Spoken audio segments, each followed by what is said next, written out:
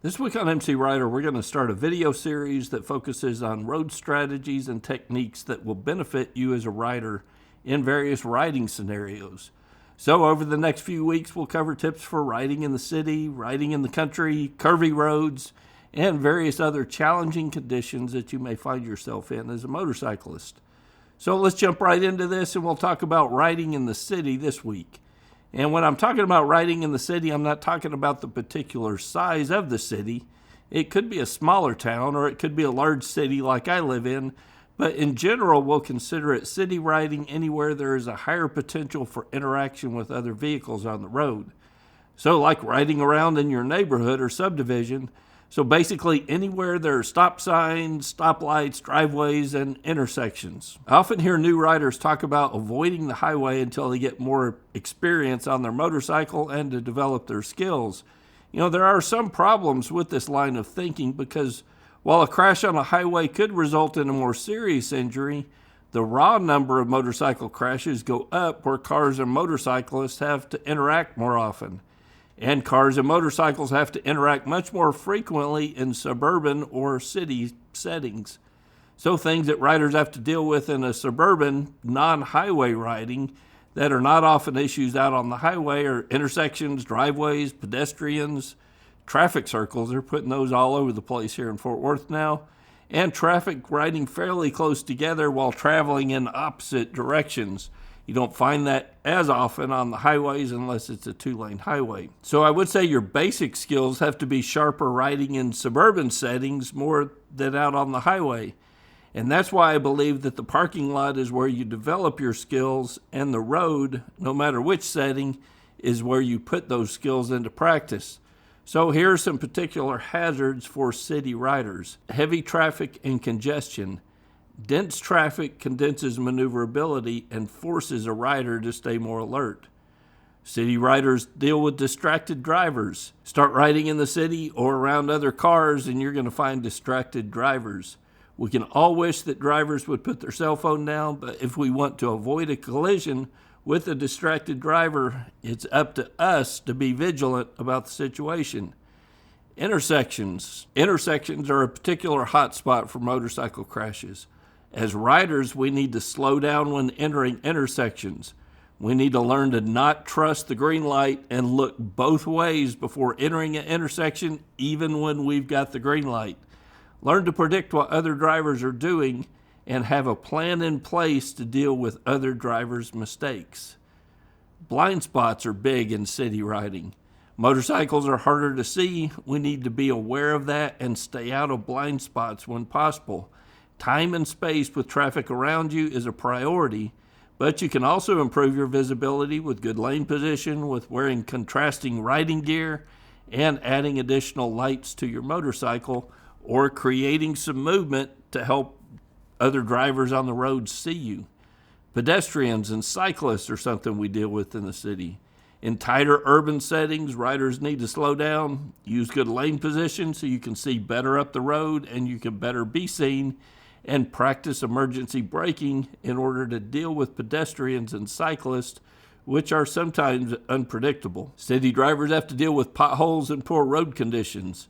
You know, city streets are going to have more potholes and more poor road conditions than highway riding. In order to deal with those, we need to have a good following distance so that we can see them as soon as possible. Our lane position helps as well so that we can see past the car in front of us. And we have to adjust to poor road conditions rather than react to them. Swerving or changing lane positions can often help avoid those big potholes that on a car may cause some tire damage, but on a motorcycle could cause a crash. Weather conditions. You know, city streets are affected by rain and poor road conditions more so than highways are. There's more oil and debris on the surface of city streets, so riders especially need to be aware of that when it's raining, and especially in the city when it's first beginning to rain, because that's when the most oil and debris is on the surface of that road before it's had a chance to wash off. So as you can see, there are a lot of factors that riders need to be aware of when riding in the city, and this list is not comprehensive by any means. So in general, I like two techniques taught by the MSF. The first is see and be seen. C means to position your motorcycle on the road where you can see up the road. And if you can't see the hazards, you're doomed to ride into it. So make sure you're looking up the road and you've got your motorcycle in a position to help you do so. And be seen. This means to help other drivers around you see you by staying out of blind spots, riding in open spaces where possible, or gaps in traffic. Wearing contrasting riding gear and adding lights to your motorcycle are all going to help you be seen or give you a better chance of being seen out on the road. So when you ride in the city, you will find at times that drivers are not going to see you. We don't want the reason that they don't see us to be something that was in our control. So the final technique is search, evaluate, and execute. This is one of my personal favorites. As a rider, we have to stay vigilant, especially in the city, and we have to actively search for potential traps and hazards in the road. So this is something we're doing the entire time. We're searching, evaluating, we're executing. So a good rider is always staying informed and gathering information.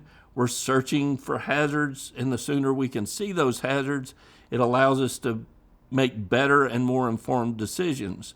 So once we see a hazard, we have to evaluate. So we've searched and now we're evaluating. How big of a threat is this?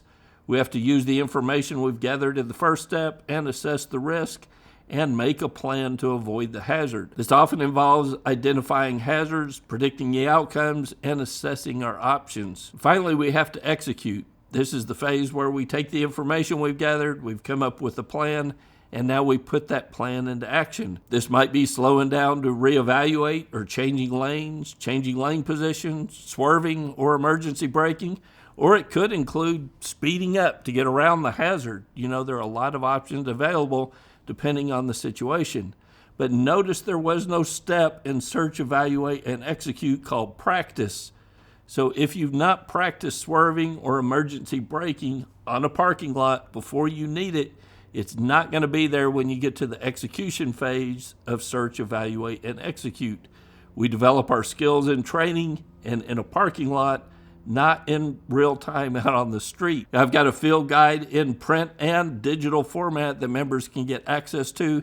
Go to mcrider.com/member and you can become a member. You can get access to the forums and the field guide and some other tools that are available to help you. I've also got physical copies of the field guide. So this is a leather printed edition. I've got just the standard edition that's got just the field guide inside of it, you know, in a spiral bound format. And I've also got these that I've been working on lately that are custom dyed leather bound field guides. These look really kind of cool. I've only got 3 of these. These take a while for me to make, but I've got 3 of these in stock as of the release of this video right now. And those are available for sale also. But becoming a member, you can get immediate access to the digital version of the field guide. If you want a physical copy of the field guide, go to mcrider.com/fgbook and you can purchase a copy there. So I hope this helps you think a little bit about some of the things that you may face in riding in the city and some strategies to better be able to handle that. Till next week, guys, it's Kevin with MCrider, and I'll see you on the road. There's a whole lot more to MCrider than just the weekly videos. Go to mcrider.com/member. You'll get instant access to the forums and the field guide. You get ad-free MCrider videos and a whole lot more. Go to mcrider.com/member for all the details.